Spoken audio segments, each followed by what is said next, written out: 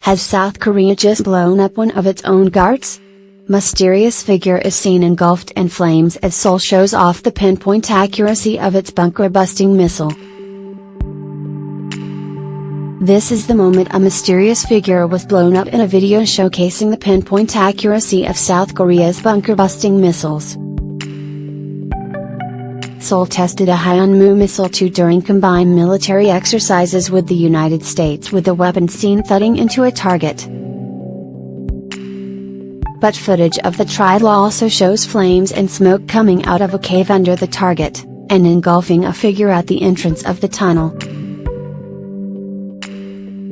South Koreans commenting on the footage asked whether the military had just blown up one of its guards, but others pointed out that the figure is likely to have been a mannequin designed to show the devastating impact of the rocket. A spokesman for South Korean President Moon Jae-in said that the missiles will be a key component in our kill chain to counter possible North Korean missile attacks.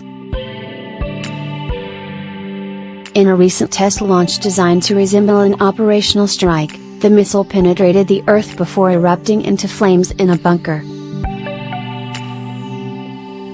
Meanwhile, the U.S. Air Force successfully launched an intercontinental ballistic missile just days after North Korea tested its latest rocket, which could potentially hit New York City. An unarmed Minuteman III missile was fired from California's Vandenberg Air Force Base at 2:10 a.m. local time on Wednesday. The Air Force Global Strike Command said a single re-entry vehicle traveled roughly 4,200 miles across the Pacific Ocean where it struck a target in the Kwajalein Atoll. These test launches verified the accuracy and reliability of the ICBM weapon system, providing valuable data to ensure a continued safe, secure and effective nuclear deterrent, an Air Force statement said. Military chiefs said the launch had been long planned and was not directly in response to North Korea's rapidly accelerating nuclear program. The missile, which weighs almost 80,000 pounds and has a range of 6,000 miles, is an element of the nation's strategic deterrent forces, reports state. The launch, which is the fourth of its kind this year, comes just days after North Korea conducted another ballistic missile test on Friday, the second in a month. The two-stage Hwasong-14 missile traveled 2,300 miles into space before coming back down off the coast of Japan's northernmost island, Hokkaido.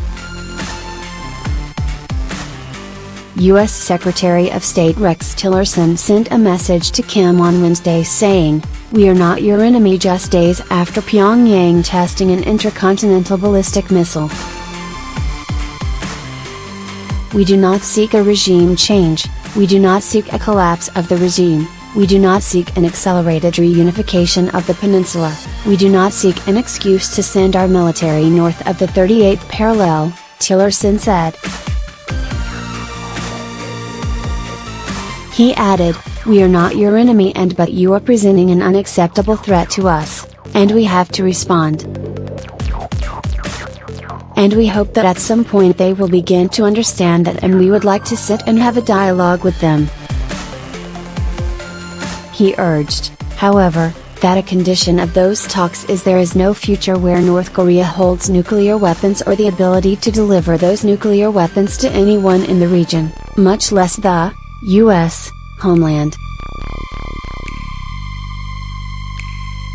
North Korea's push to build a nuclear-armed missile capable of threatening U.S. cities has brought the region to the brink of crisis, and Washington is using every diplomatic lever to shut the program down.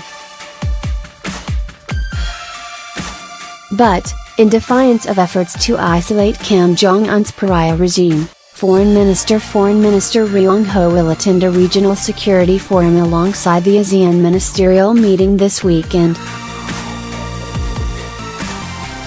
Tillerson and other key players, including China's Foreign Minister Wang Yi, will also be in the Philippine capital, but Susan Thornton, the acting U.S. Assistant Secretary of State, said the U.S. diplomat would not take the opportunity to meet her.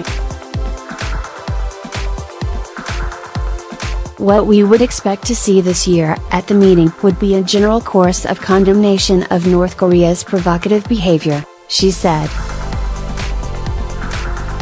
Tillerson has no plans to meet separately with the North Koreans, she said, while at the forum itself she predicted pretty serious diplomatic isolation directed at the North Korean foreign minister. Southeast Asian diplomatic sources told AFP that Tillerson had lobbied U.S. allies to exclude North Korea from the ASEAN Regional Forum, which meets to discuss Asia-Pacific security issues alongside ASEAN talks. Thornton confirmed that Washington is seeking to further isolate Pyongyang, but admitted that there had not been time to convince its regional allies to update the guest list before the Manila talks. "We've been going around talking to partners to talk about what more they can do to increase pressure on the regime and increase the diplomatic isolation of the regime," she told reporters. "We've been having a serious discussion about what it would take for a member to be suspended from this organization that it dedicated to conflict prevention and preventive diplomacy. We'll see how that develops in the coming year. Of course it's too late for us to have that conversation, since the meeting is upon us for this year." Thornton's remarks contrasted with those of U.S. President Donald Trump, who on Saturday accused Beijing of doing nothing to help on North Korea and pointed to the huge U.S. trade deficit with China. On Monday, the president said, "We'll handle North Korea. We're going to be able to handle them. It will be handled." Trump was sat with Defense Secretary James Mattis during a cabinet meeting at the time. Nikki Haley, the U.S. envoy to the United Nations, said yesterday that there was no point in holding a fruitless Emergency Security Council session, warning that another weak council resolution would be worse than nothing in light of the North's repeated violations.